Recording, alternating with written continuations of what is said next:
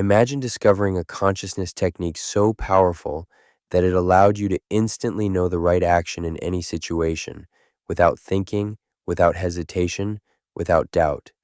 A method so threatening to the established order that it was deliberately suppressed for centuries. This isn't science fiction. This is the real story of Wang Yangming.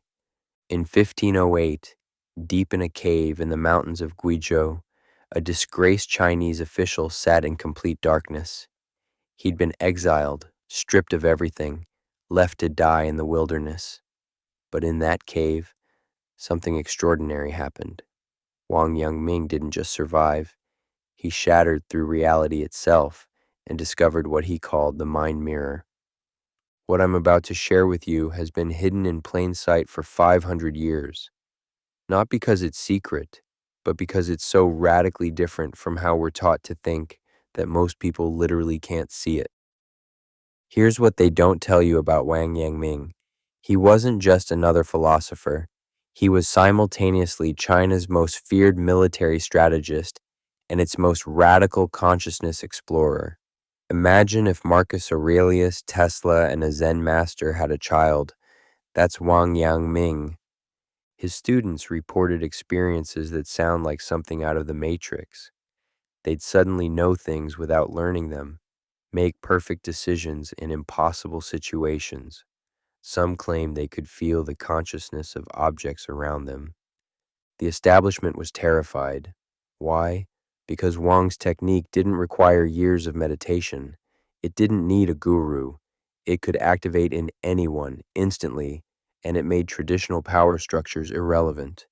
Here's the mind-bending part. Wang Yangming discovered that your consciousness isn't receiving information about reality. It's creating reality through every micro decision you make. He called it the unity of knowing and acting, but that translation completely misses the explosive nature of what he found. It's not that knowledge leads to action, it's that true knowledge and action are the same phenomenon. Let me make this visceral for you. Right now, as you're watching this, you think you're observing the world and then deciding how to respond. Wang Yangming says that's an illusion. The moment you truly see something, you've already acted. Your consciousness has already shifted reality. This is why his military campaigns were legendary. While other generals were planning and strategizing, Wang would simply know where the enemy would be.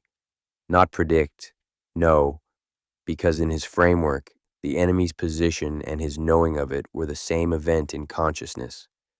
So what was this forbidden technique? Wang called it cultivating the innate knowing of the good. But again, the translation fails us. It's more like awakening the reality-creating function of your consciousness. Here's how he taught it. First, you stop.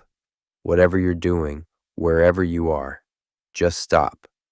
Then, you ask yourself one question, not with your thinking mind, but with your whole being. What does this moment require? And then, this is the crucial part. You don't wait for an answer. You don't analyze. You move. You act from a place before thought. Wang's students described it like this.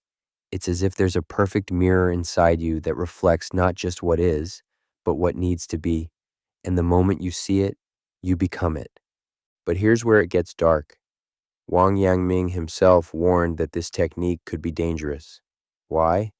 Because it bypasses all your social conditioning, all your learned responses, all your careful plans.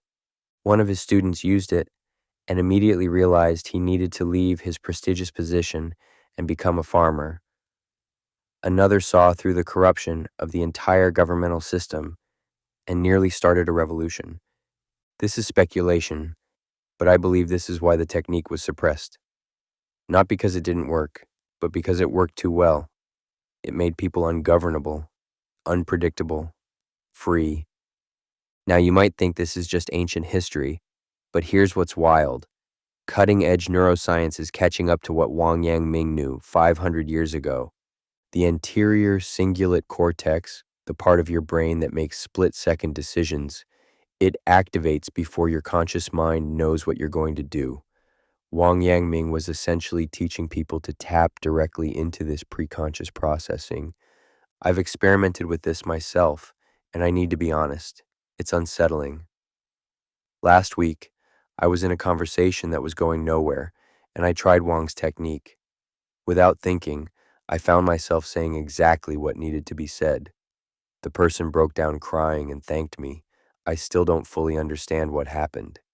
If you want to experiment with this, and I'm not saying you should, this is powerful stuff. Here's a simple version. Tomorrow morning, when you wake up, don't check your phone. Don't plan your day. Just sit on the edge of your bed and feel into this question. What is the most important thing I need to do today? Don't think about it. Feel it. And whatever arises, even if it makes no logical sense, do it immediately. Wang's students called this following the natural patterns of heaven. But really, you're following the deepest intelligence of your own consciousness. Here's my honest warning. This technique will change you. Not might, will. Because once you experience true spontaneous knowing, once you feel reality reshape itself through your direct perception, you can't go back to living from your thinking mind. Some people aren't ready for that, and that's okay. The conventional world needs conventional people. But if you're watching this, if you've made it this far, some part of you is already awakening to what Wang Yangming discovered in that dark cave. The mind mirror is still there, inside you, right now. It's always been there. Wang Yangming didn't invent it. He just remembered how to use it. The question is, are you ready to look into it? Because once you do, you'll see that you're not just observing reality, you're creating it. One moment, one action, one knowing at a time. The ancient masters hid this in plain sight. Now you know why. What you do with this knowledge, well, that's when the real experiment begins.